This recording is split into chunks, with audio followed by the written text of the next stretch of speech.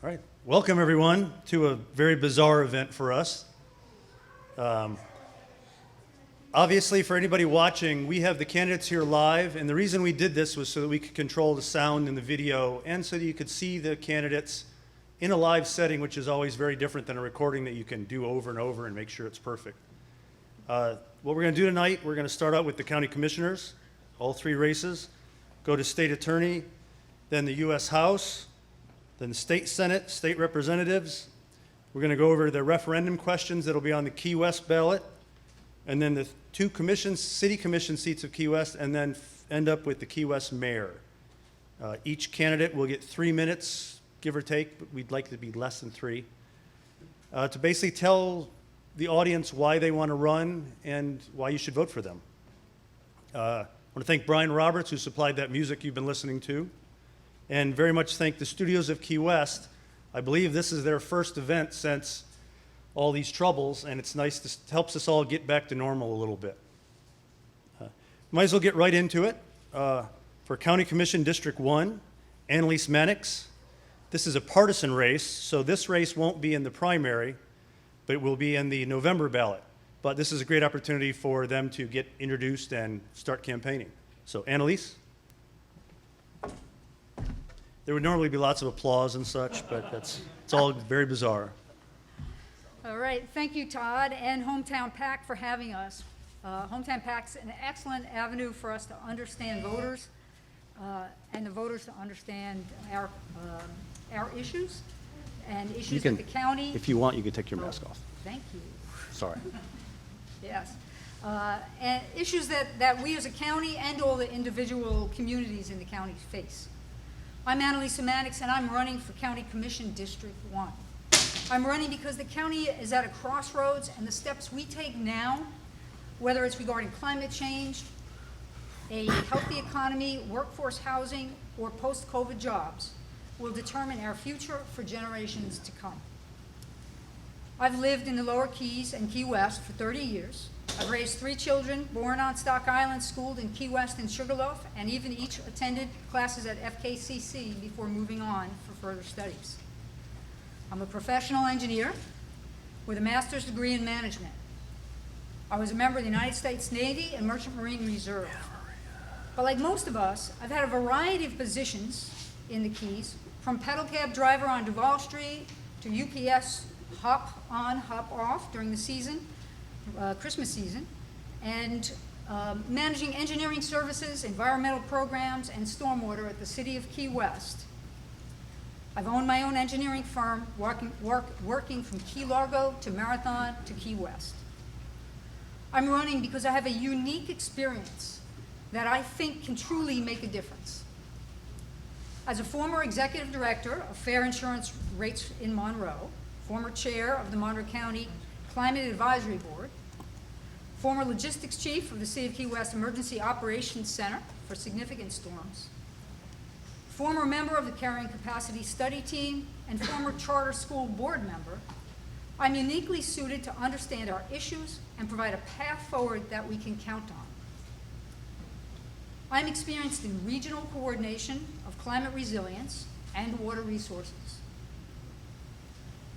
I'm experienced in legislative affairs in Tallahassee and leveraging FEMA funding and FEMA programs after natural disasters. I have no learning curve for these issues or flood and wind insurance issues. I just need to hear the voices and understand people's concerns. As an expert in climate change adaptation in the Florida Keys, I want to take a science and community-based approach to planning and funding for our future. My children were born here.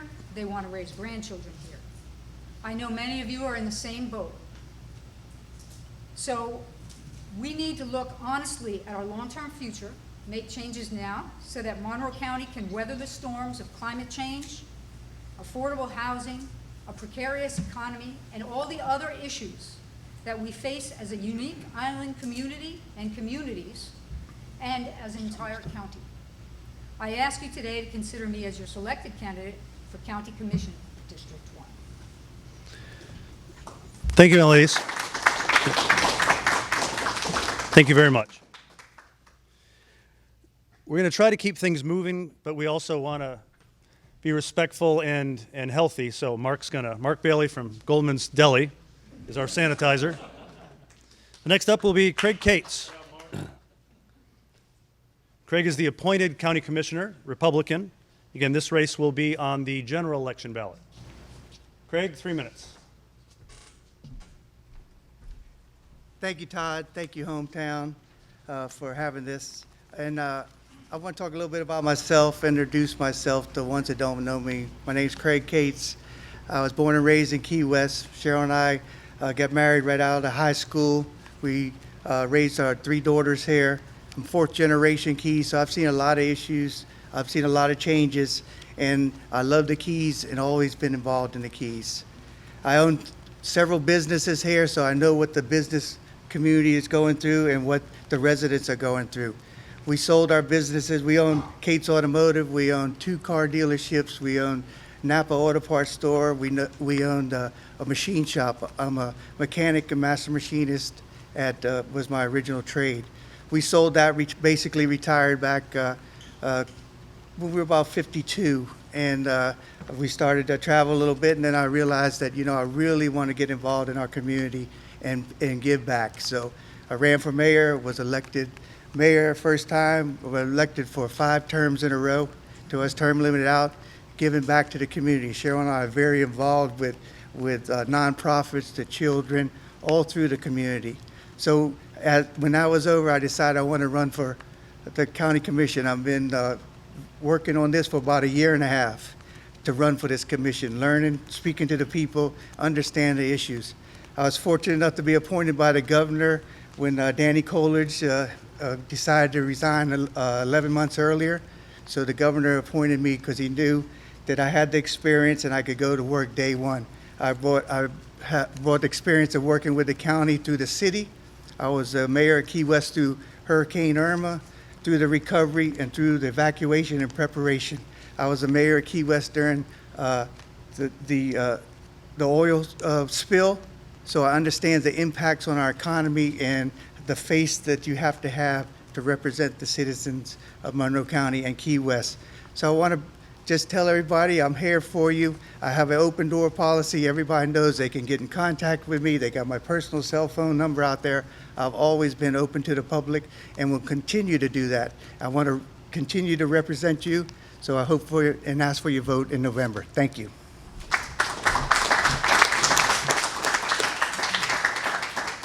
Thank you, Craig.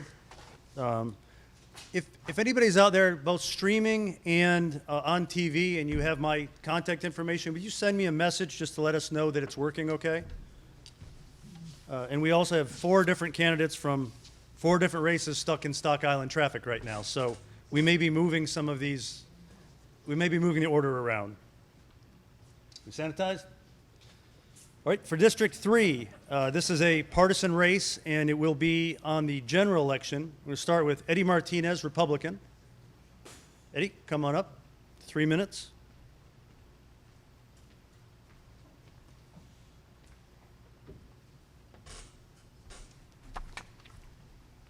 How we doing? Good afternoon. My name's Eddie Martinez. I'm a candidate for District 3, Monroe County Board of County Commissioners. I'm here because I think I can make a real difference in that seat. I think it's time that we elect a true professional, somebody with, credentials and know-how to help move this county forward in ways that it just hasn't done before. I'm a professional surveyor and mapper by profession, a land planner, and I'm also a paralegal. My education comes from Miami-Dade College and the geomatics and law for the paralegal. I think that my qualifications make me pretty unique in knowing how to help this county plan for the future. The scientific background in surveying, is going to give us something that we've needed. For years and years and years, our future planning has just been basically in the toilet. We don't know how to address anything. The sea level rise thing has just become a ball that they kick down the road and no one knows what to do. Never endless studies, but nothing happens. This is something that, surveyors have been studying the tide and the sea level rise for over 120 years, right on Cow Key Bridge. You can give it. something that doesn't require a million studies. Someone with a professional background can look at it and determine it. That's something that I can bring and determine with ease for me. As a professional, I've also defended the citizens of Monroe County against DOT and their tyranny, and a lot of times here the commission has just let that slip by and they don't want to mess with DOT. Every fight I've picked with DOT for citizens, I have won every single one. I've never lost one. And it's because all you got to do is speak the truth and know what you're talking about, and we'll all be fine, and so will the county.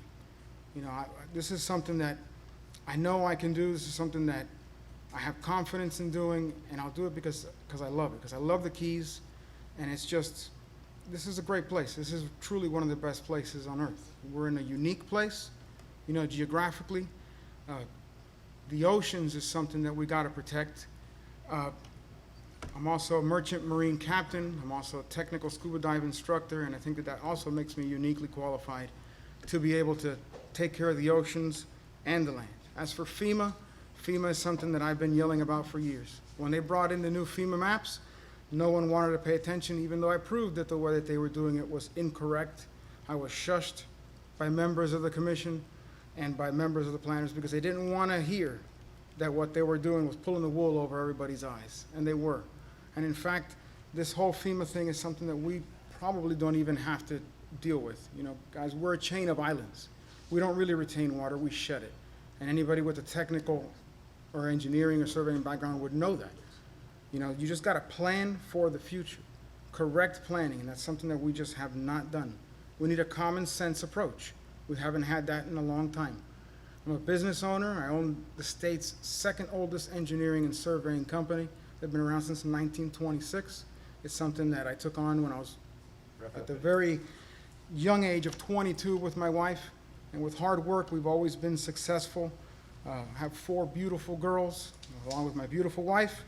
I'm a local business owner, and like I said, a professional surveyor, a paralegal, merchant marine captain, scuba instructor, firearms instructor, you name it, I have it. And it's just something that I'll bring to this county. Thank you. Thanks so much. All right, and I'll bring up current Democratic District 3 County Commissioner and our Mayor, Heather Carruthers.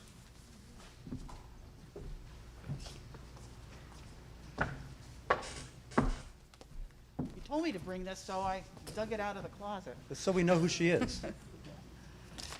Hi, and thank you, Hometown, for the opportunity to be here today, and thank you for adapting this really important forum to our new virtual reality. I know it wasn't easy, and I appreciate your commitment and hard work.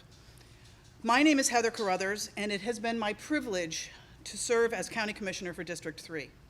During my terms on the board, I have been especially honored to have served as mayor 3 times, and by and large, by a far shot, this is the most challenging time to serve as mayor of Monroe County. My record reflects my commitment to good government for our community. I've sponsored and supported efforts to increase transparency and improve communications, to eliminate any possibility for backroom dealing. I've supported creating a professional staff and improving relationships with municipal, state, and federal partners. I've been an advocate for our environment, for animals, for kids, for seniors, for our neighborhoods. From property insurance to taxes to workforce housing, I've been committed to do all I can to improve affordability for the people who make the Keys run. My record as a public commissioner, my record is public as a commissioner, and as a community activist, as a former hotel owner, and as a business person. But this race is not about only my record, but about the future. I'm running for one more term because there are big challenges ahead of us, even bigger thanks to COVID-19, challenges that require proven leadership, knowledge, and experience, a deep understanding of the diversity of the Keys and of how our government works within county, as well as with our partners on the mainland, in Tallahassee, and in DC. We finally are making some progress on workforce housing, but there's much more to be done. We've made great strides in water quality improvement, and now we need to turn our attention to stormwater systems and our canals. Adapting to climate change and a sea level rise is going to require enormous investment and very difficult decisions to preserve our communities. many of which we've begun to make. And what we didn't have 3 months ago, we have now, which is a new budget challenge, thanks to the pandemic. I understand these challenges. I'm attuned to the unique character of each of our island communities, and they are different. I have worked in a bipartisan manner with fellow commissioners, with state legislators, with colleagues in counties throughout Florida, finding common ground for shared goals and mutual benefit, and I will continue to do that as your commissioner for District 3. When I first ran for this seat, I pledged to work towards transparency, accountability, and fiscal responsibility. That pledge has not changed. What has changed is that today I am far more capable to work effectively for you, to fight for a future, for you, for your children, and now for my children, where we and where they can live in a healthy and happy life in this very special place that I love and I know you love too. Please, I ask you to vote for me, Heather Carruthers, for County Commissioner, District 3 in November. Thank you very much. Thanks so much, Heather. I believe now we were going to skip, but Mike Forrester just got here. He was one of our stuck in traffic people. So for District 5, this is interesting. Jose Picciotto qualified today as an MPA, which means that the two Republicans will now have a primary, Mike Forrester and Robbie Majeska, who we have here. So we're going to start out with Jose Picciotto. Took me about 10 years to get his last name right. Jose, 3 minutes.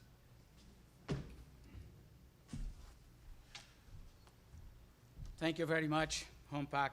This beautiful job you guys been doing for this over 10 years. That's when I was here for the first time when I run for the mosquito board. That's one criticize I have sometimes because I run for the different offices. But every time I see a problem somewhere, I decide to run because I'm a citizen. I'm somebody else with the conscience, and I love the Keys. I live here for 27 years. I raised my family in Key Largo, and I see the inefficiency and the corruption in the county commission, unfortunately. I have a list of problems I can tell you, but I'm going to give you a few here. For example, our sheriff department running in a $53 million budget did a wonderful job. We have another TDC, the Tourist Development Council, run with the same amount of money, $50 million. Can you ask the county commissioners where the money goes? Nobody else have an answer for you. They can tell you a few $1 million, but there's a 50 plus. Another situation we have the administrator and two of his helpers make over the $500,000 salary, plus the benefit. The state attorney, our judges, doesn't make that much money. Do you think it's fair? I don't think so. Do you ever have to go to the building department here to ask for the permission to improve your house, to make your place looks better? When you walk in the door in any of those offices, they treat you like you're a criminal. You're here to do something else wrong. Who should be looking at? County commissioners. And I know they have a lot of complaints all the time. They don't do nothing. Why? We don't know. A few weeks ago, we heard in the newspaper how our money being thrown away with that special overtime. That's the job of the county commissioners. They watch that? No. It's a bunch of stuff we can name. If I'm elected, I want to work hard with the state and the federal and local government to have FEMA out of the way. We can have the people have the downstairs to be legal. We're going to improve our workforce housing, because right now, a lot of the workforce housing projects we have here, they're not affordable. $3,000 a month of rent, it's not affordable. Some of those places, the people living in, they from Miami-Dade. They use those places for the weekend retreat. That's not right. That's not why we give those contracts to the companies to build those housings. I want to create at least $20 a fee for every single car coming to Florida Keys that will not belong to Morrow County.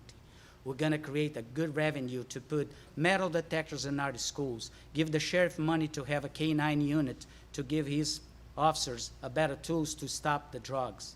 It's not wrong. We know this is still a big chain of drugging coming in. If we have the K-9 unit, we'll be able to seize a lot of fancy cars, and money. In November, Jose Picciotto, for County Commission District 5. God bless you all. God bless the United States of America. Thank you, Jose. Now, Jose will face the winner of the runoff between Mike Forrester and Robbie Majeska for the Republican primary for County Commission. We'll have Mike.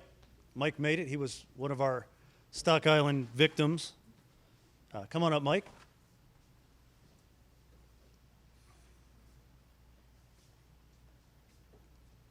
All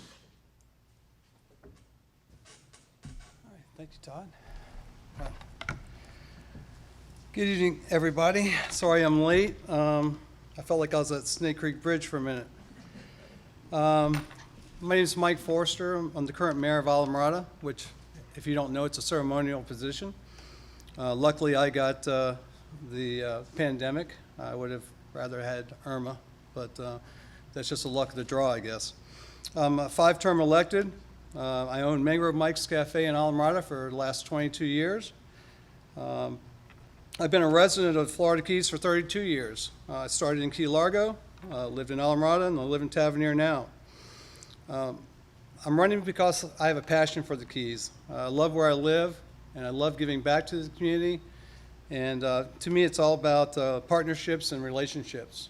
And I feel like I've made those throughout my years of being elected and also being on the board of United Way, Board of Healthy Starts, and former board member of Mark House. It's all about transparency, communication, community, balance, compassion, and mutual respect. I have a well-rounded inherited knowledge of municipal government, maybe more so than I've ever wanted to know in the last 9 weeks. But with that being said, I got to partner with all the municipalities. Some not so good and some good. I think Heather could agree to that. But it was, if I'm not well-versed on our chain of islands, I'll never be versed on our chain of islands. We all are unique. We all have our different problems and situations and positives and negatives. And I think together we can make a great, great chain of islands. Some of the things I'm really passionate about are affordable housing. That was just talked about. I kind of disagree on the $3,000 a month. I've seen them for $800, $900, $1,200. I have some for $1,000. So I think that we've made major strides, and we need to keep going. Definitely on board with the NOAA blueprint as far as the FWC's comments that went back to NOAA on the blueprint. I think they're really a lot more user-friendly, and I think they could really work out for us, and I think Robert Spotswood did a great job with that, and his board, Eric Sutton, and the rest of FWC admin. The county budget, I'm all about paying back debt service, and also it's great to have a low trim notice in the mail, but are you paying back debt service, and are you creating a general fund balance that will sustain you through the bad times? County planning and building, I hear a lot of comments about that.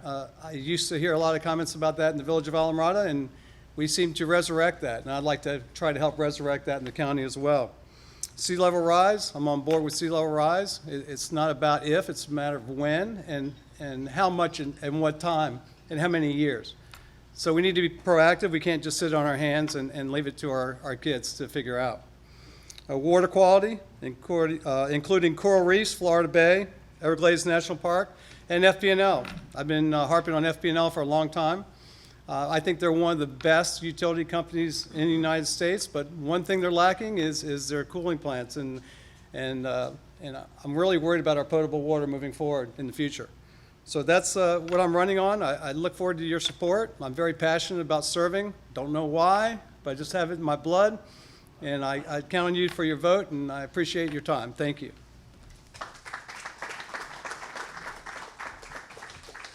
Thank you, Mike. I predict you're going to get a lot of inquiries about your campaign, if for no other reason than those rent prices that you were quoting. Yes. Right, next up for the Republican primary is Robbie Majeska. Robbie? Oh, here he is. Come on up to our sanitized stage. And a round sign. Round sign. Okay. All right.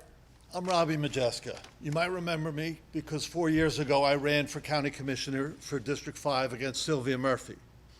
I lost that race, but that didn't keep Sylvia and I from being friends. She came to me and encouraged me to run for this race. She actually gave me my first campaign contribution, and she would have been here today, but physically she wasn't able to make it. I'm a stable family man. I've been married for 32 years and have 2 children. I moved to Key Largo 22 years ago when my children were born so I could raise them in a community that we can be a part of the community. I own a successful community business. It's called Keys Critters Pet Store. We support all the animal rights and all the animal benefits up in the Upper Keys. I also work in all the schools. I've set up marine biology classes in the high school and in the elementary schools to teach our youth about our marine resources. All right? I was in Leadership Monroe. Leadership Monroe is a great class. It showed me all the aspects of throughout the Keys. It gave me a good look at all the Keys. But during my last campaign, I was able to travel through the Keys. This campaign is a little bit different. But even as we are one island chain, each of our districts is unique and has their own little quirks, their own challenges, their own characteristics. That's why Monroe County was set up into 5 districts, so that each district could have a seat on the commission. I live, work, and am an elected official in Key Largo. All right, I wish not only to be a voice for my district, but I want to work with the whole county in solving some of our unique problems. I'm not asking you to elect me because I actually live in the district, but I have a strong record of fiscal responsibility. I got involved in government when we had to build the wastewater system in Key Largo. We had to borrow $80 million to build a wastewater plant. All right, at the end of this year, we have brought that debt down to $22 million. We have $18 million in reserves. We actually lent Monroe County interest-free $12.5 million out of some of our money. And on top of that, we just in January lowered all the rates for all our ratepayers by 15%, businesses and residents across the board. All right? Where have you seen the government lower rates and lower things? All right? The rest of the county's debt, the debt now in the county is probably a little over $200 million, and I wish to work on that. I'm not running for District 5 Key Largo County Commission seat for financial gain. I'm not running it for political connections. I'm not a political opportunist. I'm not a populist offering a chicken in every pot. I don't want to be your Facebook friend. I'm a worker. I'm not a troll. I don't stay on Facebook. I'm not a social media junkie. I am Robbie Majeska. I want your vote for County Commissioner District 5 so we can preserve our environment and that we can ensure that other families get the same chance that I got to move my family down here and be able to afford to live in the beautiful Florida Keys.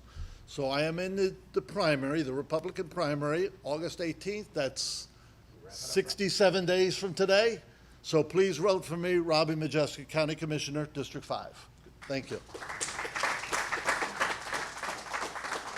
Thank you, Robbie. Next up, we're going to do State Attorney. Don Barrett's going to be the first one.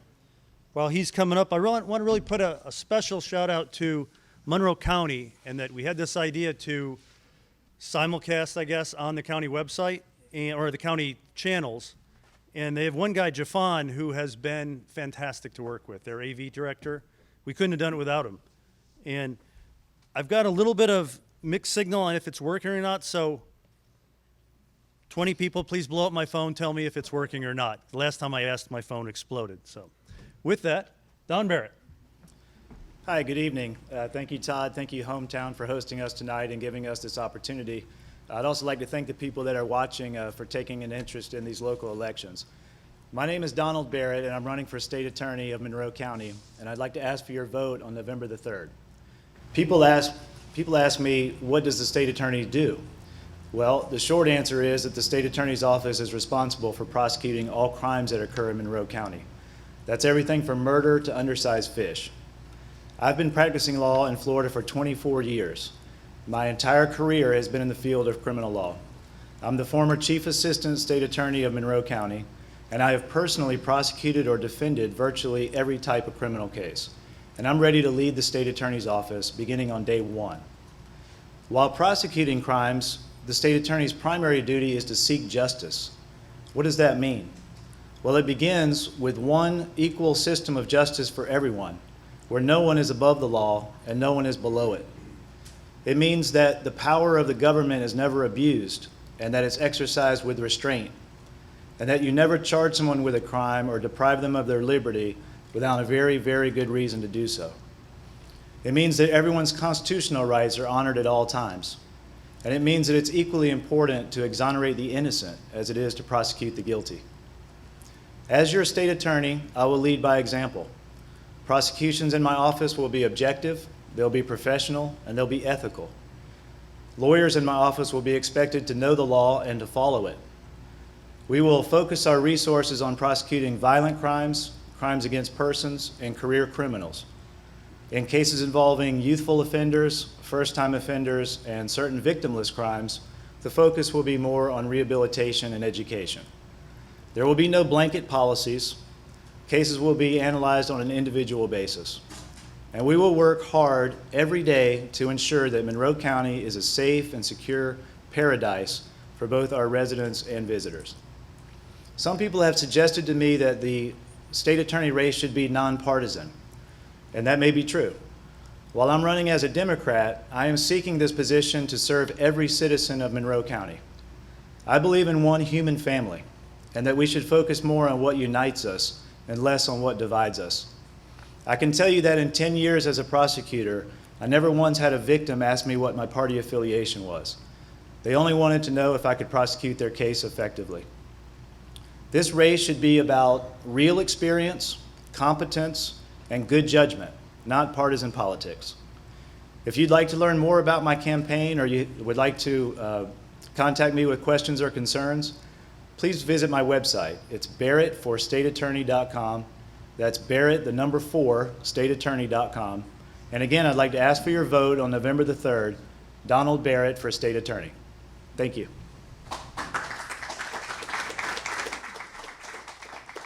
Thank you, Don. Now, Don is the Democrat, so he'll be facing the winner of the Republican primary in the general election. The two contestants for the Republican primary are Mark Cole and the incumbent Dennis Ward. We'll have Mark, come on up. We're all sanitized and ready for you.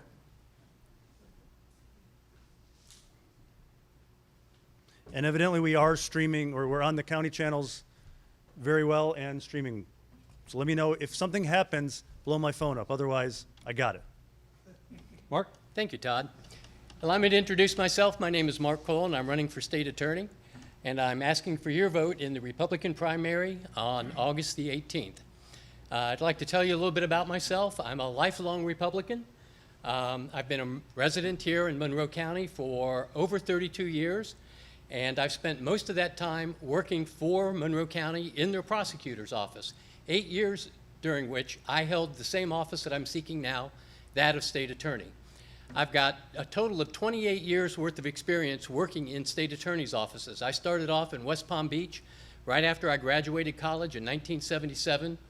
I got out of a small school in South Carolina known as the Citadel, and I went to work immediately at the state attorney's office in West Palm Beach. I started in the mailroom. I worked my way up. While I was working there, I went to law school. I continued there prosecuting cases. I worked in the misdemeanor division. I was one of their designated DUI prosecutors. I moved up to the felony division. Well, before I went to felonies, I did about a year and a half prosecuting nothing but juvenile cases. I moved up to the felony division, and after a little bit of time doing that, I went out into private practice for about a year with my father. That didn't work out too well. We didn't get along any better, after I started working for him than we did before. I then came down here to the Keys in 1987, and I began working at the state attorney's office in Key West in 1987. In 1989, they moved me to the Upper Keys office, and I was the head prosecutor up there until 1995. During the course of my career as a prosecutor, I have handled every possible type of case there is. I've handled small minor cases from traffic offenses, small juvenile petty thefts, things to that effect, all the way up to double death penalty cases, cases involving multiple homicides, and everything in between, sexual batteries, armed robberies, and I've got over 400 jury trials myself. I've handled thousands and thousands of cases, most of them felonies, and most of them right here in Monroe County. It's a situation that, I am the most experienced individual, and I'm hoping that you'll vote for me on August 18th in the primary, and if everything goes right, in November in the general election. Now, a lot of people ask me, why am I running for state attorney? The last 3 years, I've actually been retired. And I'm coming out of retirement to run for office, and that's because I'm unhappy with what's going on in the state attorney's office right now. We have a situation, we have a state attorney who is engaged in what I would consider to be unethical conduct. He has conversations with judges off the record. He has conversations with jurors off the record. And to this date, he still doesn't think there's anything wrong with that. And in the other times that he's talked about it, he's tried to justify that what he did was okay. I think that's wrong. We have a situation where recently one of his assistant state attorneys was suspended by the Florida Bar for a period of 1 year for unethical conduct. And I think you lead from the top. When you have an assistant state attorney, or when you have a state attorney that does that kind of conduct, it's no surprise to me that his individual state attorneys or assistant state attorneys follow that lead. And I guess at this point, I'm going to follow it. I'm going to end it up. I want to thank you very much. And I look forward to meeting everybody out there if we get the chance to do so once this virus is gone. Check out my website, votecole.com. Mark? Sign. I don't think Dennis wants to stand in front of it. So. Next up, incumbent state attorney, Dennis Ward.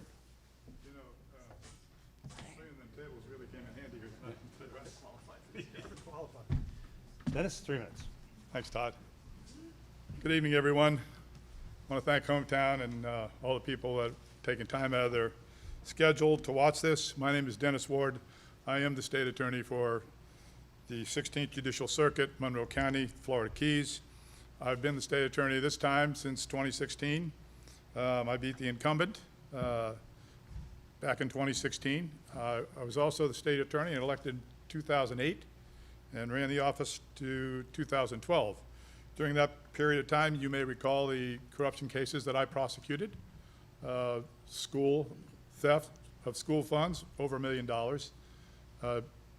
The sale of iPads and iPhones out of the backdoor county hall, some theft of monies from the Bahama Village, some homestead exemption fraud from the mosquito control people, and there's a few more.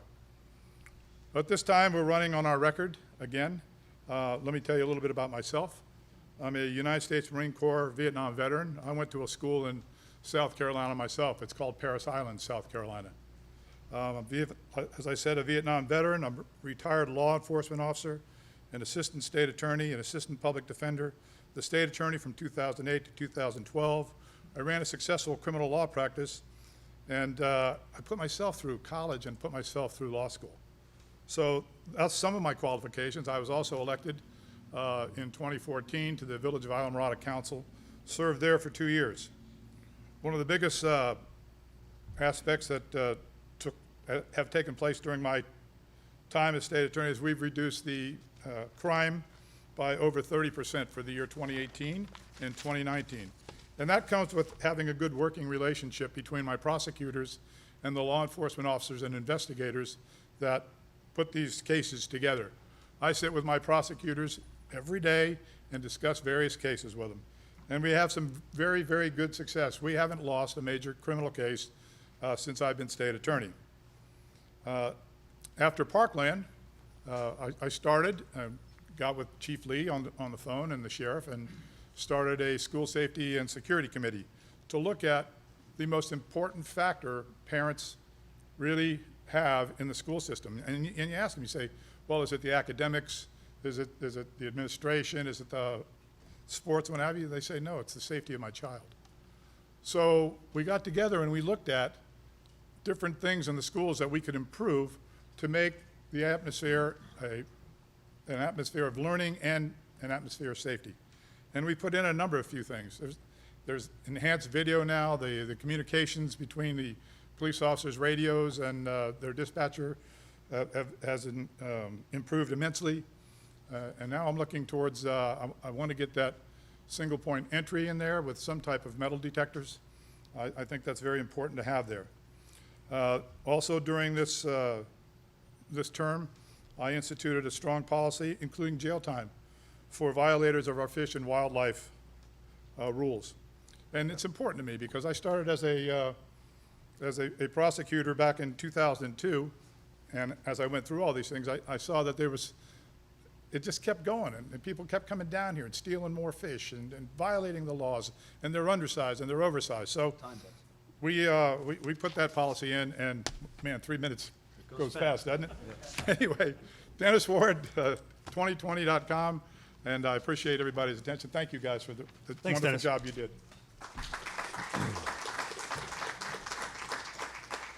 3 minutes does go fast, and we usually have a big audience here, and I actually say this is so much harder than you think.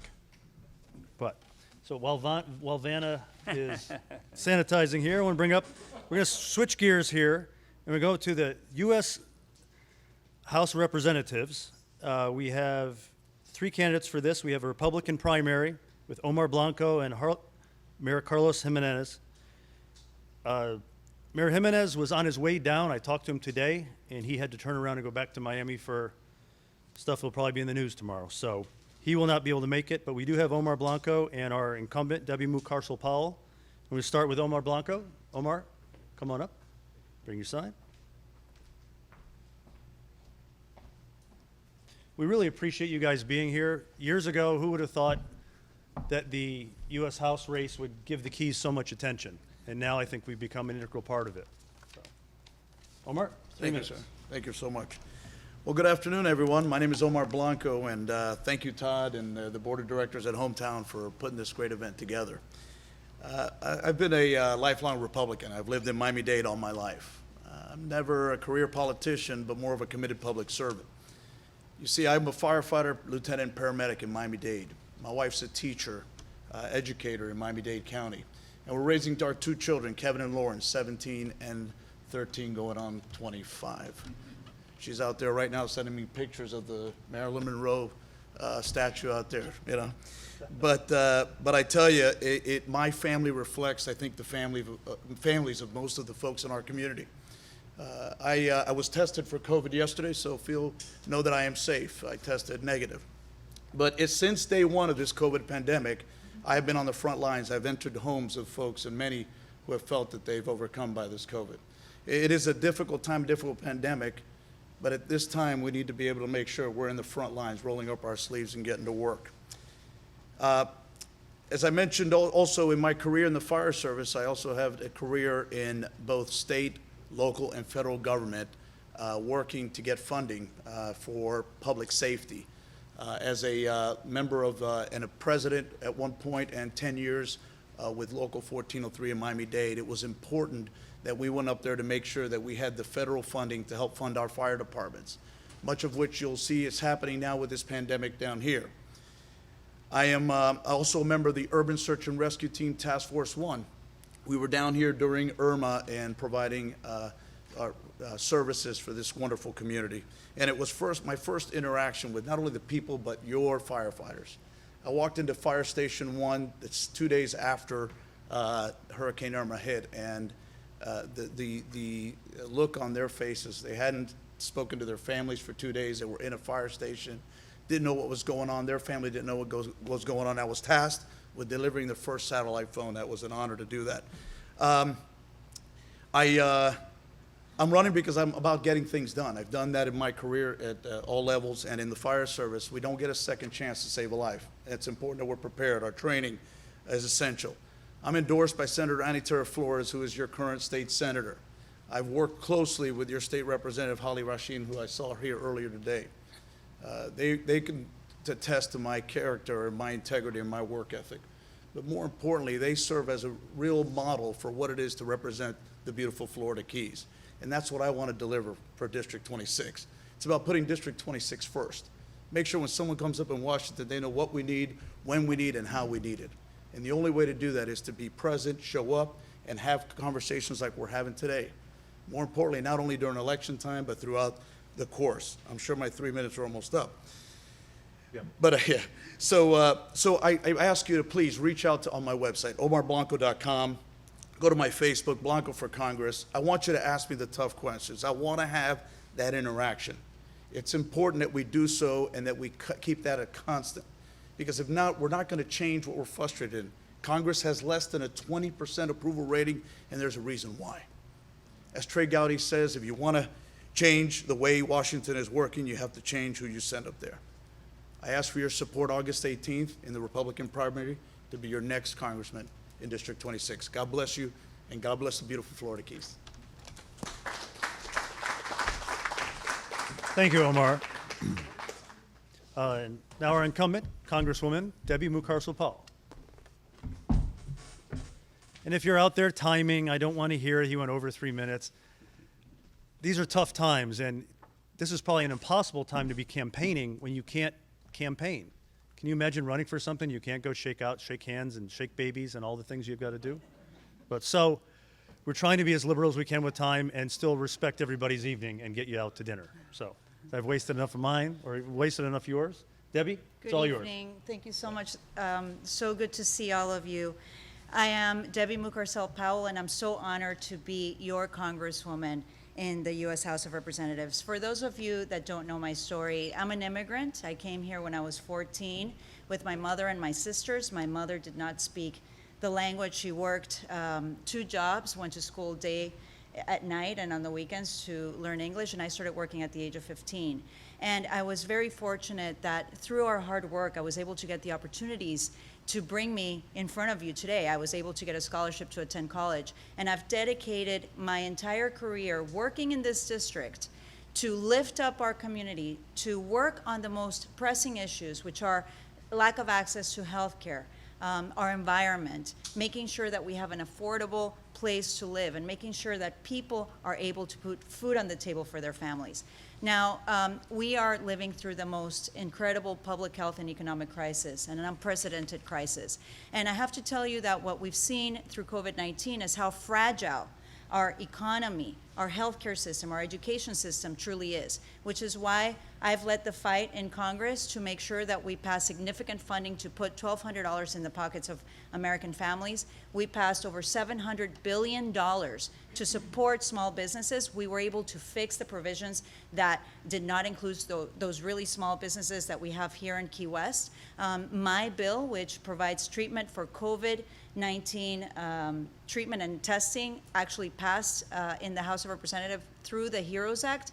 And I can tell you that I'm just getting started. The first thing that I was able to do that I'm very proud to share with you today is that I was able to advocate for $200 million for Everglades restoration funding.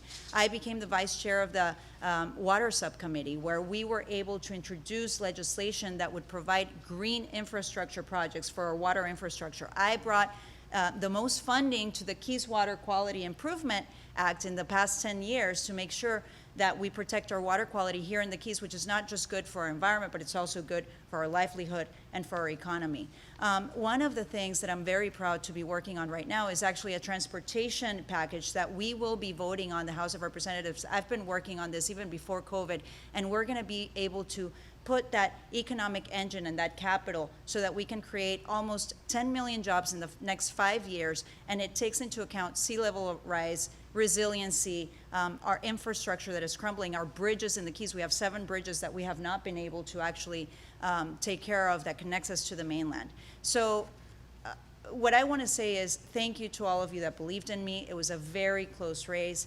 You know, for those of you that have come to visit me to Washington, D.C., that I fly every single week. I leave my kids and my husband bringing your voices up to D.C. I am there working for you. I will continue to do that. My priority is our community. I am grateful for the community that I represent, because you have shown through the most pressing crisis that you have taken the responsibility in your own hands to protect each other from this pandemic, and I know that together we will get through this. Now, one thing that I want to close off with, just this week there were reports that the administration is planning on opening offshore drilling off the coast of Florida.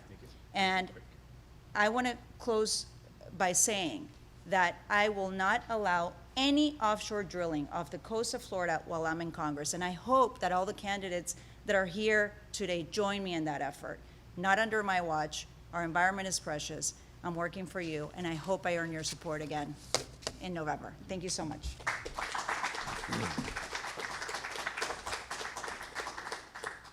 Thank you so much, Debbie. I mean, we really appreciate how far everybody had to come down here. And again, I had mentioned that Mayor Jimenez could not be here. He did send Nicole Rapanos, who some of us know. If there's any questions, please see her.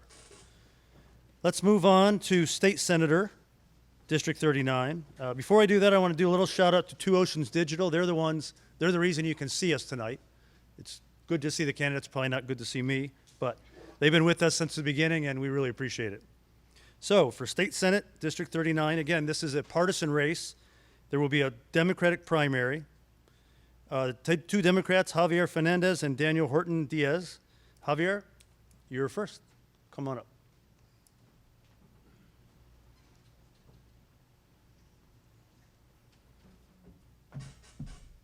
Good evening.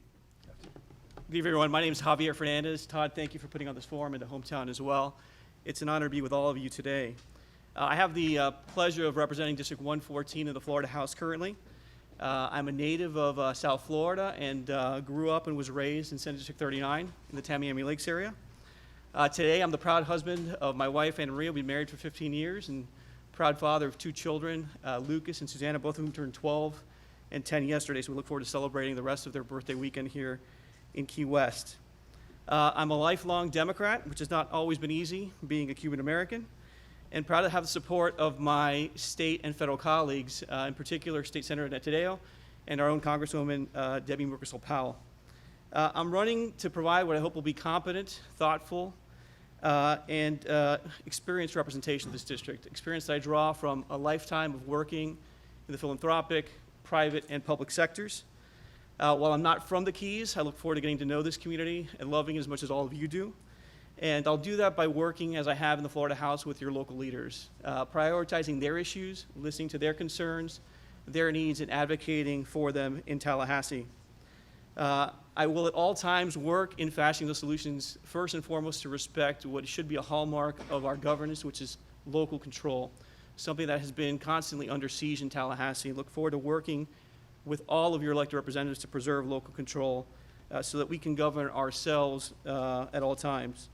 I plan to work with our local leaders also to marshal the necessary resources to combat the future and real effects today that we are feeling from climate change, and making sure that we protect our water quality by restoring not only the Everglades, but also protecting Florida Bay and Biscayne Bay as well. I have been and will continue to be a fierce advocate for public education. I'm proud to be endorsed by our teachers. I carry them with them every single day I'm in the House and Senate, hopefully. And I'll push to work with FDOT to improve mobility across our region and our state. And finally, I want to bring what's been a lifetime of passion and professional experience working on affordable housing issues. This is not a new issue to me. I know a lot of people will talk about it, but I've spent a career working advocating for affordable housing solutions, and was proud to file a bill that would give more tools to our local elected officials to tackle this challenge and hopefully match it with necessary state resources. I invite all of you to come and get to know more about our campaign by visiting our website at www.javier4florida, all spelled out.com, or following us on social media at Elect Javier. I'm going to frustrate my campaign manager by once again sharing my cell phone, which is 305-761-2274. The best conversations we can have are direct conversations, so I invite you to call me.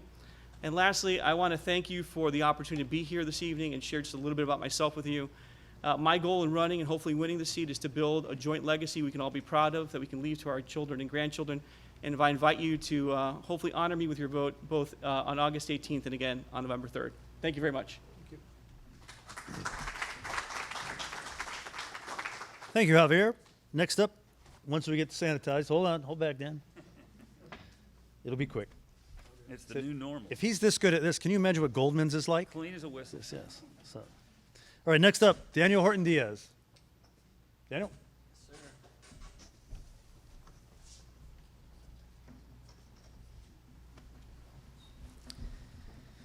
Hello, everyone. My name is Daniel Horton Diaz.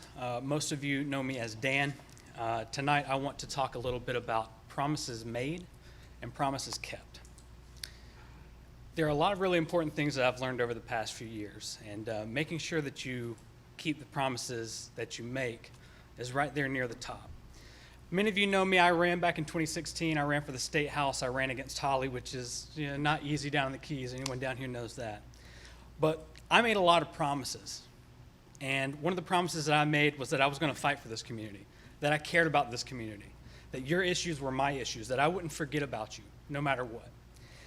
And I lost that race to Holly, but I committed, I doubled down, and I made sure that I could follow through on my promises. I took a job working in the Florida Senate so that I could get more experience, so I could learn the process, because I wanted to become the best candidate for this community in this race. I left that job. I became the state director for a nonprofit fighting for voting rights. After we won a lot of races in 2018, I became the district chief of staff in Congress representing this district and this community up in DC. Now, that's a little bit about me. That's what I've improved on. That's what I've changed. But some things haven't changed. Things that haven't changed, I'm still passionate about the environment. Clean water is and must be a priority. I refuse to take big money from Big Sugar. I believe that fighting for equality for all, true equality for all, is something worth fighting for. Now, that's a little bit about me. I'm going to tell you a little bit about me, and I'm going to tell you a little bit about my opponent, and then I'm going to leave you with a question. I'm running against Javier Fernandez. Many of you just heard him speak. It's a nice story. It's well written. I'm sure his campaign consultants did a great job with that. The reality is that there's a lot that you don't know. Javier Fernandez is a Miami politician. He cut his teeth working as the chief of staff to the mayor of the city of Miami, where he was cutting sweetheart deals for big land developers. After a few years of that, he was able to springboard from that position over to being a lobbyist for those same developers at the county and local level. And then he went from that to doing it up in the state. That accrued him a lot of favors. It got him a lot of money. He's got a lot of money in this race, which he's certain to spend. You can look in his finance record, you'll see he donates to Republicans. Correct me if I'm wrong, I believe there's a $1,000 contribution in there to the Republican Party of Florida. I don't contribute to Republicans, no offense. What I can tell you, though, the most important thing to remember is that Javier made a lot of promises. As he told you, he represents District 114, which is a Miami district. He got elected 2 years ago. He said, "You matter to me. I want to represent you. I want to fight you. I'm going to be there for you." It took him less than a year to back out on that promise. Now he's running for a district that he has no connection to, that he doesn't know people in. But the one consistent thing is that he's got a lot of money. He's going to spend that money to make sure that you forget that he has no connection to this district in your community. So I'm going to leave you with this question. You have to ask yourself when you're voting in this race, do you believe that you mean more to Javier than the family that he made those promises to, the community, his neighbors, and all of his supporters that fought for him that he's leaving behind? My name is Daniel Horton Diaz. You know me as Dan. I'm running for the state senate in District 39. I hope I have your support. You can check out my website at www.danielforflorida.com, spelled out. Thanks a lot. Thank you, Daniel. Thank you, Daniel. As we're sanitizing and we're bringing up Anna Maria, it's probably a good time to remind everybody we'll be having subsequent events to this where we will have the candidates up here to debate each other so they can answer questions back and forth, and obviously our panel of journalists. I don't want to give you dates because I'm not exactly sure, but those will be coming out very, very soon, and I look forward to having the candidates be able to go back and forth a little bit. So, Anna Maria, tell us about yourself. Good evening, Todd. Good evening, everyone. It's an honor and a privilege to be here this evening with each and every one of you. I am Ana Maria Rodriguez. I am currently serving in the Florida House of Representatives for District 105, which overlaps a little bit with the Senate district that I'm running for. I currently represent City of Doral, Sweetwater. It goes all the way to Naples and up to Broward County and a little piece of the Hammocks down in South Dade. I'm a mother, I'm a wife, and I'm just delighted, again, to just hopefully be representing the Florida Keys, all of Monroe County and South Dade, and the area that I currently represent. It's funny, when I decided to be a candidate for this seat, even before I became a candidate, I had already started helping out the Florida Keys, not knowing that I was going to be a candidate. Last legislative session, I was able to help secure $250,000 for the Dolphin Research Center down here because Holly Rasheen said, Anna, I need you to help me sponsor this. And I said, okay, sure, no problem. Again, not knowing what the future held for me down in Senate District 39. Fast forward to this past session, I was able to help secure $500,000 in funding for a reverse osmosis plant in Stock Island. Again, I already knew I was a candidate, but I already saw myself representing this area even before I got elected to it.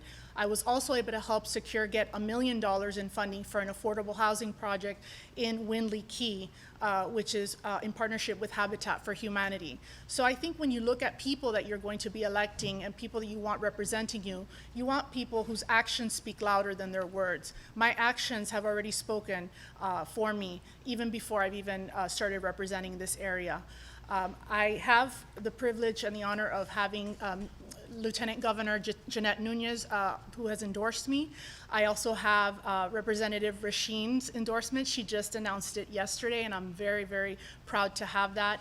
I also have Senator Flores' endorsement, who's the person that I'm running to replace. So I don't think endorsements necessarily translate into votes, but it shows the confidence that our leaders have in me to succeed them. One of the previous candidates mentioned that we have that Florida has a fragile economy and that, all these things. I actually disagree with that. I think Florida has an extremely resilient economy, and I think the United States has a resilient economy. Those of you that have been following the stock market, I'm sure have seen the incredible uptick that have been up in the NASDAQ, the S&P, everything's just going through the roof. That is a testament to the leadership of our nation and the leadership of our state. I'm very proud of our governor. Governor DeSantis has done an outstanding job keeping our state safe. We had a record low COVID cases, and I know we only have 3 minutes, but I just want to say that if you see the leadership we have at our state, I will be a part of the leadership team, and I look forward to having everyone's support on November 3rd, as I am the only Republican on the ballot. I am not opposed in August. I will go straight to the November 3rd ballot. Thank you very much. Thank you, Anna Maria. I know she drove down from Doral, so it's a long way, and hit traffic the entire way. So if you can hear me, if you can hear any of the candidates, then we have to thank Kelly Friend from AV in Paradise. She's been with us from the very beginning, and we really do attribute the success of these events to the fact that our sound quality is consistently good. And it doesn't happen by accident. She's constantly back there up and down with the levels and doing the rest. So thank you, Kelly. Right, moving on to another group of travelers that are going to put thousands of miles on their cars, the state representative race. This is, again, partisan. Clinton Barris is the Democrat. He will be moving on to the general election. And then we have 3 Republicans who you'll be meeting very shortly. But for that, right now, Clinton, come on up. And a quick little, I guess, caveat. Clinton is involved with Two Oceans Digital. He has been with us, working with us for 15 years. And you can take whatever you want from that. We are nonpartisan, but we appreciate his help. And Clinton, 3 minutes. Thank you very much, Todd. I appreciate that. And hometown, glad to be here. Thank you much for the opportunity. My name is Clint Barris. I'm running to be your state representative. My wife, Lynn, and I moved to Key West in 1998 from Tampa because we love the Keys. Lynn is a 28-year public school educator and the principal of the May Sands Montessori School. And together we have 2 beautiful adolescent daughters, Skylar and Zoe. For the last 21 years, I've been with and currently run Two Oceans Digital, a full-service digital marketing agency based right here in Key West. I've served on numerous local boards, and for the last 12 years, I've served on the Florida Keys National Marine Sanctuary Advisory Council, and I'm currently the chair. But like many of us, my story doesn't begin here in the Keys. I grew up on a farm in Central Florida, and there were times when we relied on food stamps to keep us from going hungry. And I told myself then that if I was ever in a place to help other people, that I would. I've had to work to provide for myself from a very young age, and I know the value of a dollar. There wasn't anybody there who could pay for my college, so with the help of some Pell Grants and $40,000 in student loans, I earned my bachelor's degree from Boston College and later my master's degree from Georgetown University. Unfortunately, our leaders in Tallahassee have pushed Florida's families to the brink. We live in a great land of opportunity and promise, but there are too many of us that still go without food, without proper education, without the stability of a home because both parents have to work long hours just to provide basic needs, and without health care because it's too expensive. I am running to be your state representative because I stand up for principles I believe in, like treating others fairly and equally. I believe that health care is a fundamental human right, and I will fight to expand access to health care and the quality of care that we receive. I believe that every child should receive a quality public education from pre-K through college without being saddled with student loan debt that burdens their upward mobility. And I believe we should be better stewards of our environment. Florida must continue to invest in Everglades restoration and stop giving polluters a free pass when they poison the water that has been killing Florida Bay and our reef for decades. Shockingly, Florida still does not have a plan to address climate change or sea level rise, and I will work to fix that and to make the Sunshine State a global leader in solar power and clean energy. America's land of opportunity is not a level playing field, and the least amongst us suffer every day. It's time for Tallahassee to be held accountable and to put Florida's families and communities first. I believe that together we can build a stronger Florida from the ground up, where all Floridians have access to the ladders of opportunity. I believe in a better future for Florida, for the Keys, and for us. My name is Clint Barris, and if you elect me for District 120, I will fight tirelessly to represent you with honor and integrity. Thank you. Thank you. Thank you, Clinton. Next up, Rhonda Redmond Lopez. Rhonda? Another traffic victim. She's texted me about 100 times today, going crazy. Rightfully so. Yeah.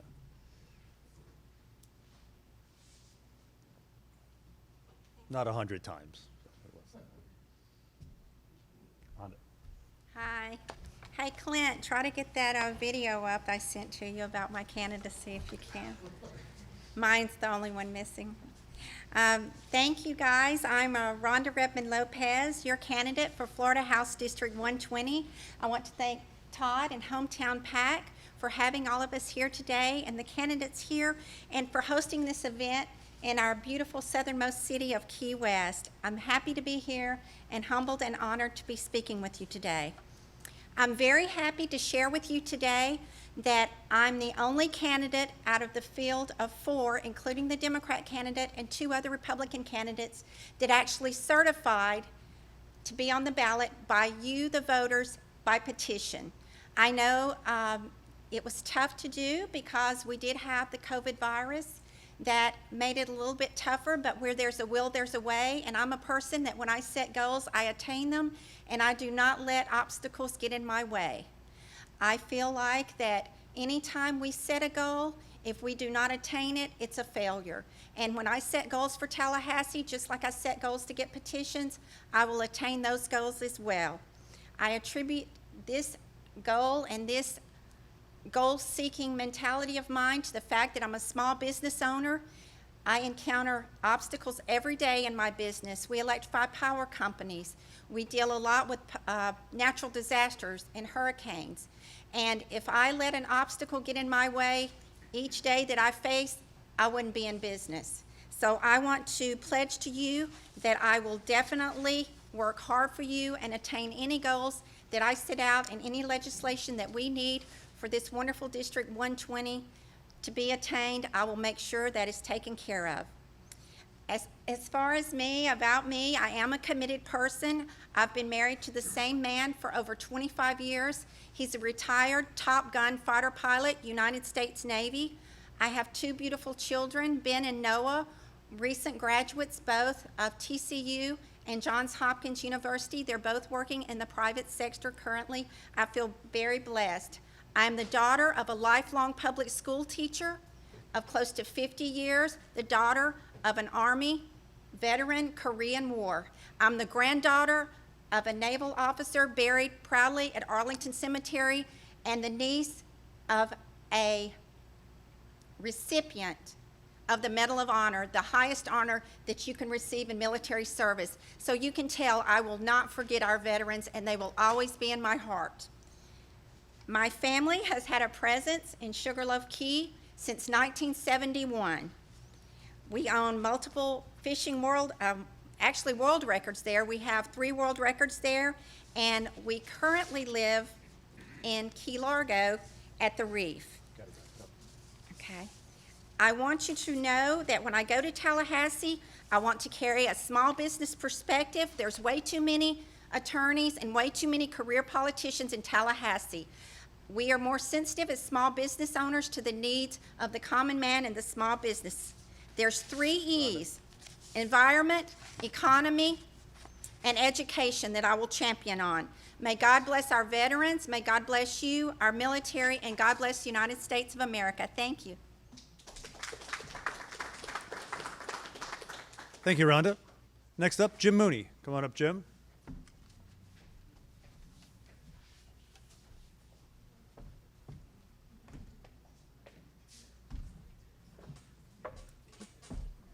Good evening. It's all yours.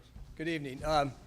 Thank you for inviting us here tonight. Everybody deserves a shot at this. I'm not going to sit here and tell you about my family history and all that stuff. I'm the only candidate here that's lived in the Florida Keys his entire life. I understand what's needed in the Florida Keys. I currently sit on the Alamorada Village Council. I've been 2-time mayor of Alamorada. I was one of the founding fathers of Alamorada and the initial first council members. And what's important to me is that what has been done by Representative Rashine must be carried forward.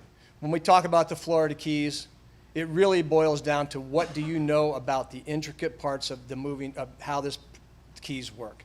The Keys are not normal. Key West, Key Largo, the middle, we're all dynamically different. But only somebody who's grown up here, has taught school here. I taught 8 years at Carl Shores. I coached baseball and football. I understand what must be done. When an official from Monroe County calls me in Tallahassee, I will know exactly what you're talking about.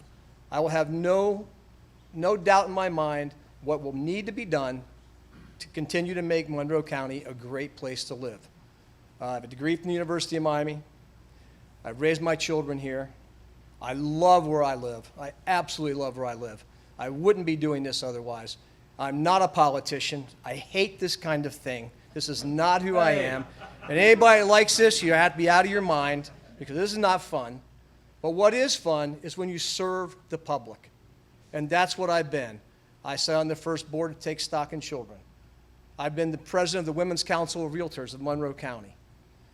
I have sat on the Florida Keys Electric Co-op board. I've been on the Alamorada Chamber of Commerce. My family owns 2 grocery stores.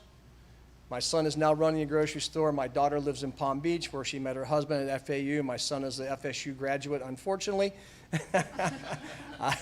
Yeah, well, you can't have everything in life.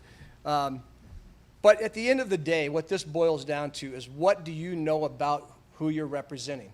I know who I'm representing. I know exactly who I'm representing. And I know the differences between the areas that I'm representing. The Lower Keys, if Mayor Johnston calls, I know what she's talking about with floodwaters. I know stormwater issues. And you've got to be able to think out of the box. I am not a cookie-cutter politician. I am not somebody you're sitting up there that thinks is going to do nothing. The only reason I'm going to Tallahassee is to represent the people of Monroe County and the district that I love, and the district that my family has been here for 5 generations in Florida. And that's all I care about. I don't care about anything else. You're not doing it for the money. You're doing it for the love of the community. And with that said, I fully expect to be your representative of Tallahassee, and I will do you right. I will work hard, I will answer the phone, and I will get stuff done for you when it needs to be done, and you'll never, ever have to worry about me not understanding what you're asking for and what you're talking about. Thank you. Jim Mooney, House District 120. I expect to be your representative. I have been, just as a side point, Jim, endorsed by Holly and Anatara. Thank you. He says how much he hates it, and I can't get him off the stage. All right. All right, next up, Alexandria Suarez. Alexandria? Don't tell us you hate this.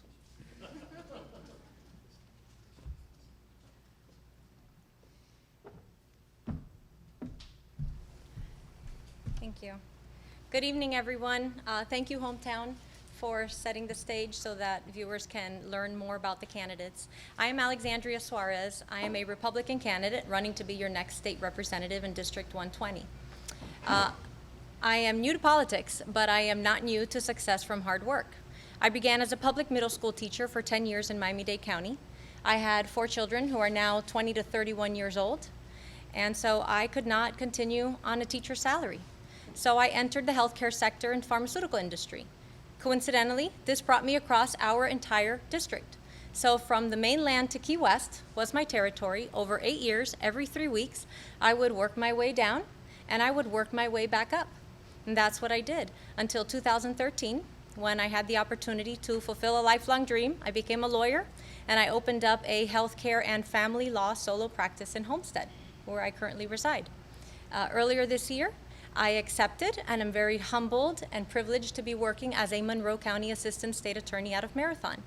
And I'm currently in the process of trying to relocate to the Keys, but pandemic has put a little damper on those plans. But in any event, my comprehensive background is not the only thing that sets me apart from the other candidates for state representative. I have ties across the entire district, and I have for practically a lifetime. No other candidate, either Democrat or Republican, can make that claim. And with that, I have learned that there are some objectives that I would need as our state representative, because I understand the issues that we have from farm to sea. This district is not only the Florida Keys, and the issues that face the Florida Keys do not begin in the Florida Keys, they begin up north. More than half of the State House district lies in Miami-Dade County. The Everglades National Park is practically my backyard. So environmental concerns are my concerns, just like they are yours. And these ties have also taught me that my objectives for state representative are simple. We need to improve the quality of life for our district while we reduce the cost of living, period. And that's done across the board in many different ways. On economy, I would support local businesses. I need to deregulate the burdensome regulations and the overtaxation that we face, especially because we're in one of the worst costs of living in Florida. When it comes to the environment, water quality, water quality, water quality, that's our priority. But with that, we need to pay attention to what happens across the stretch. And I'm the only candidate that talks about that, because I am not pandering for your vote. I genuinely want to resolve our issues. And what's going on across the bridge in Miami-Dade is an urban sprawl and mass development that threatens the watershed of our aquifer. And that's going to put more of a strain on our resources. It would cause transit issues, which would also affect the Keys' mandate to evacuate within 24 hours. These are the issues of our district, and they don't lie only in the Florida Keys. I know this because I am across the district. When it comes to education, not only was I a teacher, but I also led our school in Socratic learning method, so we need to teach our students how to critically think, not what to think. In healthcare, I was also regulatory affairs. I've managed a medical practice, and I have litigated in Tallahassee for Medicaid and Medicare claim denials. So I have this vast experience that I want to bring to our district. We need a representative that understands the entire district from farm to sea, so we can truly resolve the issues that we face. I ask you to vote for me and help so that we can vote for a better future for our district and for the state of Florida. Please vote for me in the Republican primary, August 18th. Alexandria Suarez. Thank you. Thank you, Alexandria. Sometimes 3 minutes can almost seem like 4 minutes. No. Thank you. We're through a whole page. We're almost there. All right.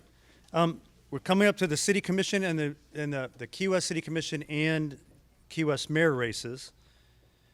We wanted to go over the referendum questions quick, and we're not going to get into them in depth at all, but they're super important, and I think we all know these are going to be probably very polarizing questions for the City of Key West. One of them is very generic.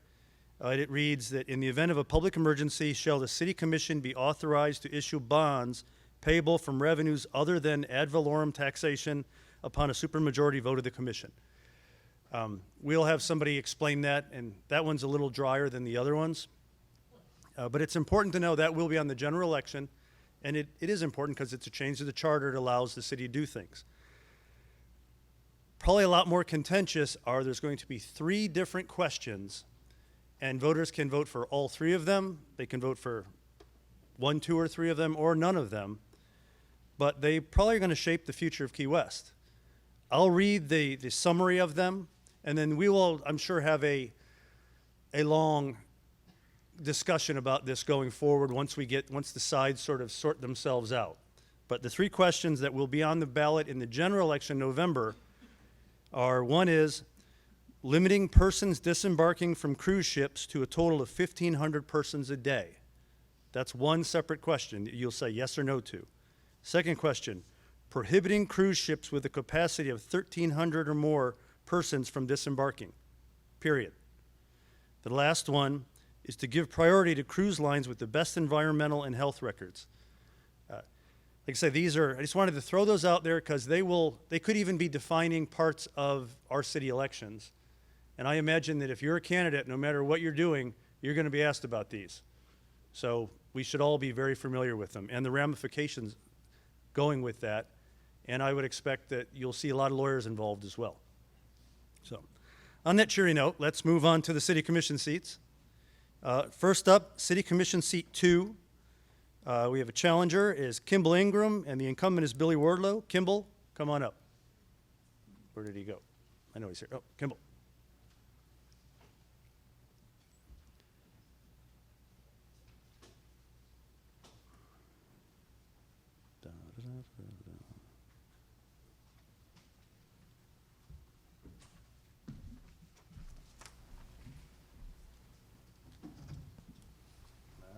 You thought ahead. Super organized.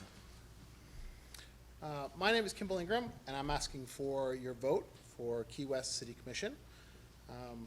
I've watched the city grow from a town that emptied out after season to the destination it is today. We've come to a crossroads. Who are we? There are big decisions to be made. In the early 90s, my first job in Key West was driving a pedicab. There were nights there was no one on the street. It was pre-cruise ship days with dusty parking lots where hotels now stand and stores and restaurants that closed for almost half of the year. There was affordable housing in the form of rickety apartments carved from old, neglected grand homes, or in some cases, not so grand homes. Today, the town has few vacant parcels, but does have vacant storefronts. Some streets are being repaved after years of neglect, but others cry out for help. The rickety apartments have been replaced with beautiful, historically accurate vacation homes and rental properties. Our quirky town grew up, and we're struggling to handle the change. In District 3, the entire area is in a flood zone.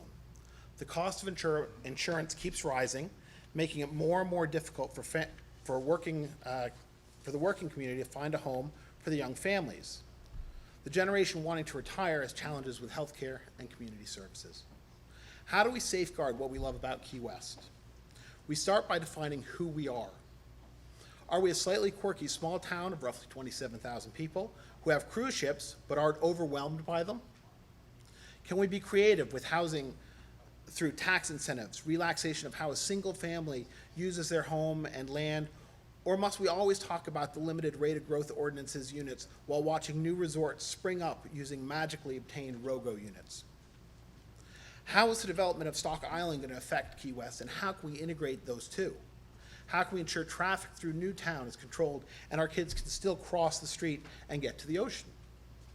Key West management far too often is an impediment to the creativity of the people who are the town trying to solve these issues.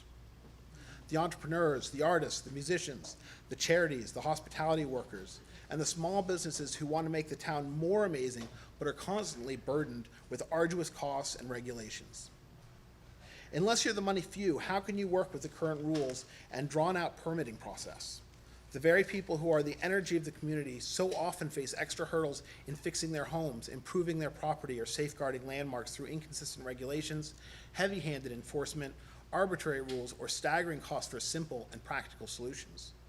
The process of working with the city is in need of reform. Can you honestly say the city is operating at maximum efficiency and is user-friendly? My background is in service, starting with hotels and healthcare to now being a partner at Aqua Nightclub and Sidebar. Since 2015, we've raised over $250,000 for a variety of charities.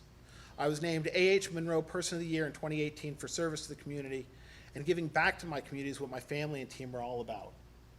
I'm asking for your vote to help make positive change in a challenging time. I'm running for commissioner because I believe it is time for some new energy and to bring some creativity to solving some of our ongoing issues. Thank you very much. Thank you, Kimball. Next up, Commissioner Billy Wardlow.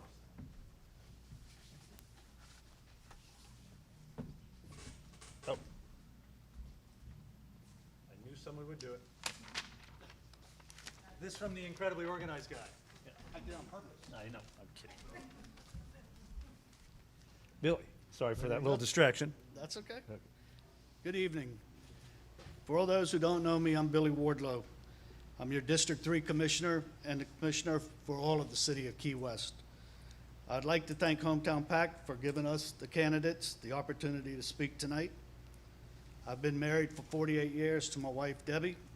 We have 2 children, Billy and Mandy, and 1 grandson, Trey. My background has been in city government since 1976, when I proudly joined the Key West Fire Department as a firefighter and retired as fire chief and EOC director in 2006. My certifications through FEMA and NIMS, working with the EOC, were beneficial in getting our city back to normal after Hurricane Georges and Wilma, and I spent 13 days during Irma up in the EOC sleeping on an air mattress. So we got that going and we got back to shape on that. Working with budgets during my time in the fire department to keeping our taxes down has given me the experience of being a city commissioner come budget time, and especially during this time that we're having with the budget crunch. I feel the experience has given me the respect and tools in continuing to serve our city. I feel my dedication, positive attitude, and fairness in working with the public has been a great asset to the City Commission. Working with many constituents over the past few years have been instrumental to me.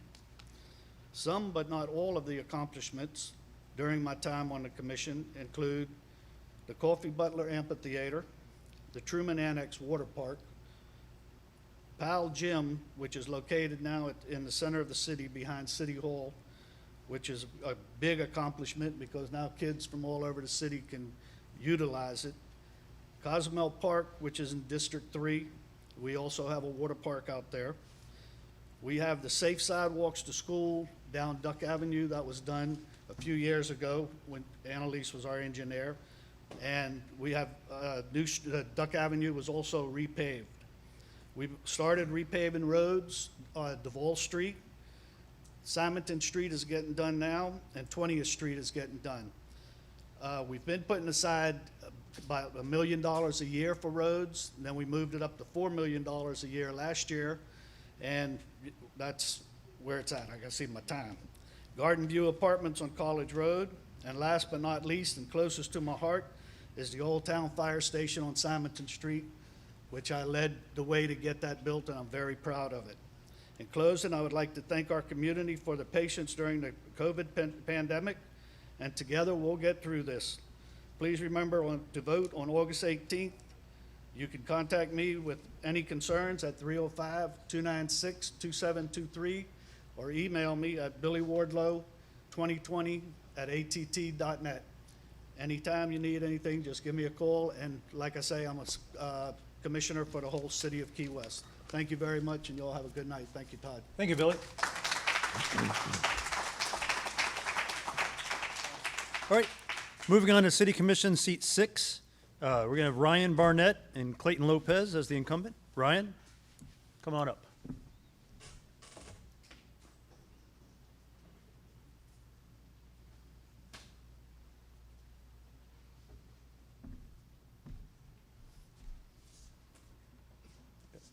There you go.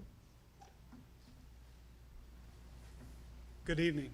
My name is Dr. Ryan Barnett, and I'm running for City Commission, Key West, Florida, District 6. I'm a conch. I love Key West. I feel I represent the future leadership of Key West. My family is here. My friends are here. I own a small business here. And I want nothing else but to see Key West thrive. As a future father of a second-generation conch, I'll tell you, I want nothing but the best for our future generations. And it's why I'm so passionate about speaking to our youth about mental health and well-being, because I think there's nothing more important right now facing our youth than this issue. My campaign, it will be issue-based. I do not want to drive us apart. My whole focus is bringing us together. I feel I could bring new energy to the commission. I feel I can bring more enthusiasm, new, fresh enthusiasm to our district. And I want the people from my district, District 6, to feel like their voices are being heard now more than ever. My platform will focus on a number of things as this campaign continues, but I want to speak on 3 of those issues tonight. First and foremost is COVID-19. As a healthcare professional, I've been working behind the scenes with other professionals in Key West with the sole focus to start changing the dialogue from motivating our population from fear. And instead, my goal is to teach and inspire our community on how to live with COVID-19. Second is small business and economic revitalization. I'm a small business owner, and I'm from a family of small business owners. And I'll tell you, there's one thing that if I could see happen, it would be to allow our small businesses who have taken such a beating to come back as strong, if not better, than before. Our small businesses are the independent economy of our community, and it's crucial that we start to come back strong, and I'm there to support them. And finally, workforce housing. This issue is old for many, but it's new for me as recently as 3 months ago when one of my office managers just came to me and said, "Ryan, I just can't afford to live here anymore." And as difficult as that is for a small business to sustain, it's so much more difficult, and I can't imagine how difficult it is for our citizens that endure that stress of living paycheck to paycheck. So, as I close out tonight, I want to let you know that if we're able to, as a community, bring workforce housing together, I think we can create more cohesion in the community, and that's where real progress is created. We are in this together, and I truly believe that. Thank you, Hometown PAC, for having me tonight. August 18th is the race, and I hope to earn your vote through these period of time by the time we get there. Thank you. Have a good night. Thank you, Ryan. Next up, Commissioner Clayton Lopez.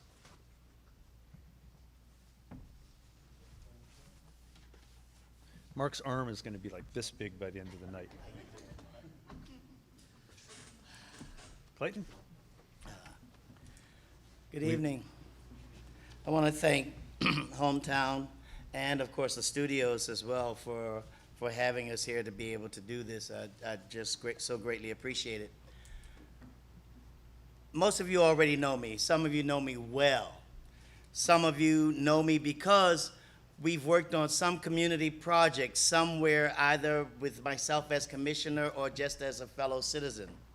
But if you're new to Key West or our district, our neighborhood, then let me introduce myself to you.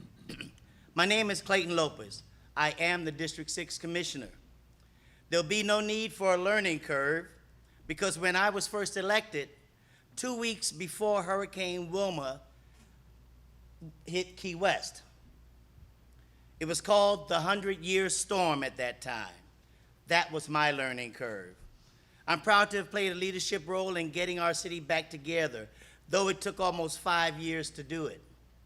When I first came in, extremely expensive lawsuits, affordable housing, and quality of life issues that varied from neighborhood to neighborhood were the issues. Affordable housing is still an issue. We're working on that right now. We've just approved the College Road thing. We've just approved a development agreement for the 3.2. So we've got issues that we're actually working on. We've settled the lawsuits. One of them for less than half of what it had grown to, and we hired a new city attorney who brought more of the city's litigation in-house. I've worked with 3 mayors, 4 city managers. Whether we've agreed or not, we've always found a way to work to move the city forward. We've worked and we've explored and have improved housing options and have at least 3 on the table right now. One of them is the one that led to our having a wonderful first-class family park with a beautiful amphitheater that we plan on dedicating next Friday as part of the city's recognition of Juneteenth, naming it after one of the last of our legendary musicians, Mr. Coffee Butler. We've redeveloped the Nelson English Park, built a new Sexton's House at the city's historic cemetery, built a new fire station, as my colleague Commissioner Wardlow mentioned, in the heart of the city. We've restored the Douglas Gym and Recreation Center. We've restored structurally the Douglas Band Room. While we have attempted to address and have done so in some areas, we still have serious parking issues all over the city. We know that those in our district are particularly difficult, but we are working on them. Some of those ideas will be coming before you within this next term. All of this went on despite the interruption brought by Hurricane Irma, which didn't hit us directly but caused significantly more problems for a community just coming back from the last major storm and some small ones in between. Speaking of the 2 hurricanes that interrupted much of our forward movement, we just voted to challenge the flood maps proposed by FEMA, which, if we're successful, will be a massive savings to our citizens. I look forward to continue representing you. My name is Clayton Lopez. I live here. I was born here. I've always been here. I'll always be here. On August 18th, vote Clayton Lopez, District 6 Commissioner.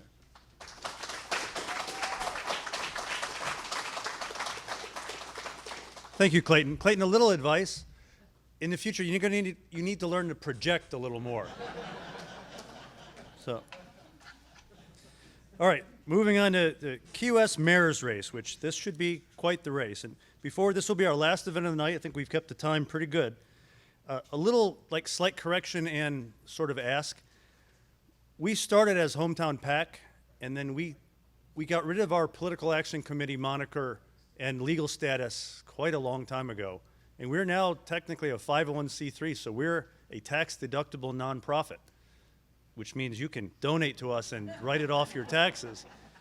And again, if you like what we're doing, none of us get paid. We put more time than you can imagine into this. And if you want to do these, if you like these events, just join Hometown. You can do it on the website. Hopefully our next event will be back to having crowds. And being the finance guy, if you have a trust or something, you can even, donate from your trust to us. So, all right, enough of that. Key West Mayor's Race. We have Rick Haskins, Mark Rossi, and Terry Johnson as the incumbent. This is a nonpartisan race. This will come up in the primary.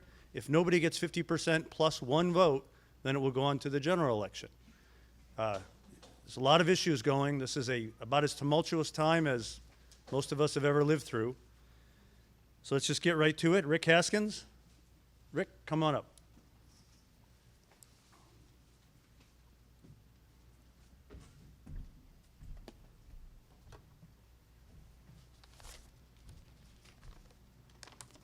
Good evening, everyone. I grew up in the Key West that anyone who has been here has fallen in love with. While I was actually born and raised here, I don't know about the grew up part yet. That's still yet to be determined. But that's why you're all here too, right? After graduating from Key West High School, I joined the Navy where I served 9.5 years. After returning from the Navy, I helped my brother with our family plumbing business. Then I went on to my own pool company, then to vacation rentals, and now in real estate. I've always excelled at building great teams. The many successes that I've had in my businesses have been because I've been able to surround myself with people who are smarter than me in complementary ways. I believe that it is this team building that will help me lead Key West safely back from an unprecedented time. My family has always had a history of serving the community, with my Uncle Henry being the sheriff, my sister with the special needs with the county, and my brother in my response to all of the natural disasters and storms over our lifetime. Now I'm making it official. People have asked me, why are you running for mayor? Normally after they say, are you crazy? So yes, a little bit crazy, but I feel like over the past couple months, I personally was not well represented. And I feel like the more I speak to the community and the community members, I'm not the only one that feels that way. So it's been a recurring message that no one was heard. I'm running to ensure that everyone feels like they have a representative who will not only hear them, but will speak as if it's their voice. Number one, I intend to bring back business. The first and easiest thing is to listen and hear, and then take action with those team building skills that I've built either prior to, they were already in place, or after taking office. I can't imagine who better to ask than the people who are impacted every single day. Number two, identify, preserve, and promote our Key West asset inventory, including our wildlife center, our canopy, and our surrounding waters. People come from all over to study our ecology and our ocean. We need to remember that they're our guests, and they help us offset the expenses that are incurred in making and keeping this island attractive to our visitors. We need to bring the community together to come up with a long-term solution that will work for everyone in relation to cruise ships by assessing all of those affected both positively and negatively. If there's one message I want you to receive from my campaign, it's that the Key West that everyone comes to discover and falls in love with is one that is inclusive, tolerant, and accessible to all. I intend to make sure you remember that by embodying that during my campaign. My phone number is on every sign. I'm easy to reach. I will always be easy to reach. Please reach out to me so I can make sure that you're heard and represented. And most importantly, please vote on August 18th. If we remember these couple important things that make Key West such a special place, then Key West and all of us will truly win on Election Day. Thank you for your time. Absolutely. And congratulations to my niece. We just had a great niece late last night, so congratulations. Thank you, Rick. Next up will be Mark Rossi. No one will be happier than Mark Bailey. Mark, come on up. Thanks, Todd, and I want to thank everybody here for inviting me in Hometown Pack. And I do want to say I feel very safe with Mark Bailey here wiping this, because I go up to Goldman's and eat a lot, so I know he does a great job, all right? I'm going to read a prepared statement here, and then I'll go back to being Mark Rossi. But for you that don't know me, my name is Mark Rossi, and I am running for the mayor of the city of Key West. I'm starting my campaign by reaching out to you, the people of Key West. There are many distinctive changes that are affecting our city right now. With your help, I want to fight for our future in our island community so that we may carry on during these uncertain times. I will work tirelessly to improve the quality of life and for the future and for future generations.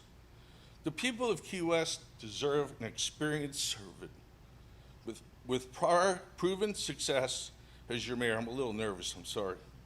My campaign for mayor comes with over 11 years as the District 2 and vice mayor of the city. I ran on a campaign on a platform of financial responsibility and ensuring a level, I mean that, level playing field for all residents. I feel that the voice is very important and can make a difference. I have successfully worked with commissioners in this room to keep taxes low while improving service and investing in quality infrastructure with business experience of over 38 years. I understand our local economy. It has helped me to make common sense, sound decisions when navigating through difficult issues pertaining to the city budget to improve financial stability. And yes, I spent a lot of hours this last couple of weeks on the city budget via Zoom, and I've really learned how to use it. Key West is going to face many difficult decisions now and in the future, as you can see my shirt. I hope with your vote together, we can work through these issues. I plan to continue my extensive career of financial responsibility based on honest, integrity, and strength to stand up for what is right. Now, to my platform. My platform is not to raise people's taxes, okay? I'm not here for that. I'm here to keep it so people can live here. The second thing is, and the most important thing, and a few people, Billy's hit on it, is fixing the city streets. Man, I ride a scooter, I can tell you where every bump in this town is, okay? You got to pay attention because if you hit them the wrong way, boom, you're on the ground and you're going to go to the hospital, okay? The most important thing is I own, I build, and I rent employee housing out in this community. So I know about employee housing, okay? And that takes us to the next point.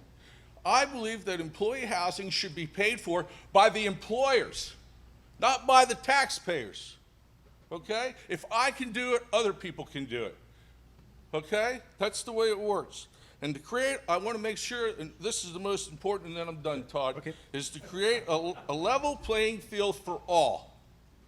I mean that, not for special interests, but for all. So on August the 18th, please vote for Mark Rossi for your next city mayor. I won't let you down. Thank you, and I'm very accessible.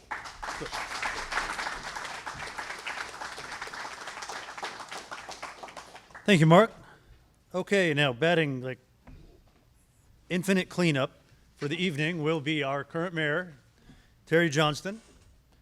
Come on up to your sanitized podium, Terry, and take us out of here. Usually the crowd would be completely out of control.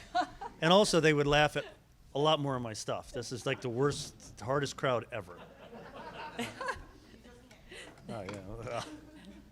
Well, I don't know if I want to hear what you're saying behind that mask. Terry. Thank you, Todd.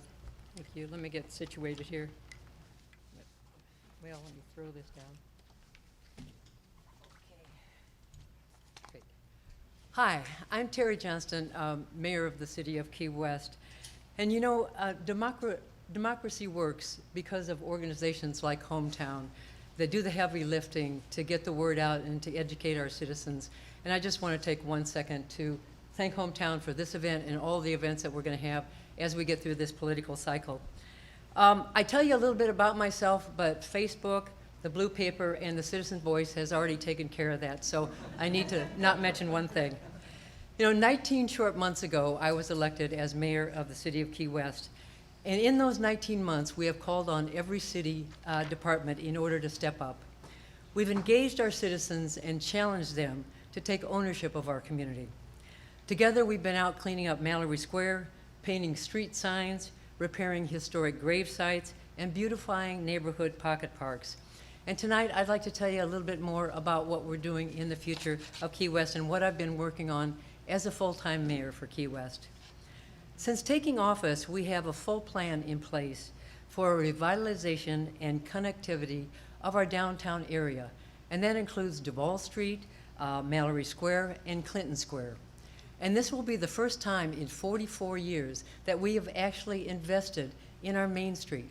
And our Main Street for not only our visitors, but for every single person who calls Key West home.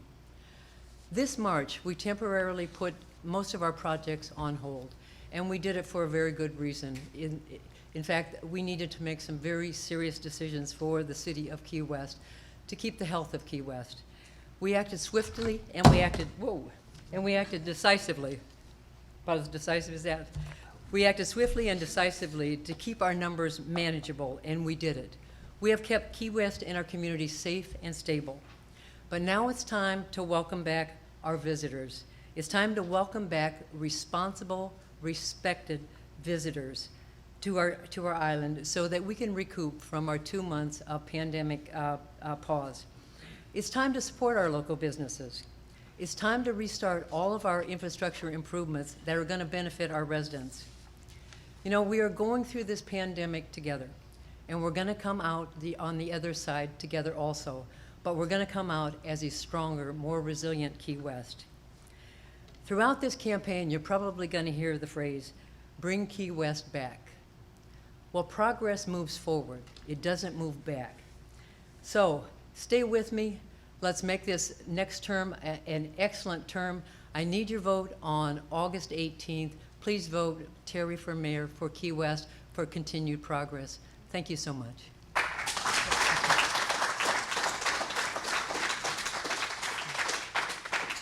That is our lineup for the evening. Look forward to more in-depth debates in the future. We'll get the dates out to everybody. Thank you so much. Thank you to the candidates.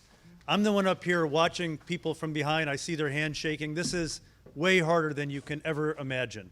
and they have a long slog ahead of them. So support them, hold signs, give them money, do whatever, but never talk bad about them because this is hard and everybody's doing it for the right reasons.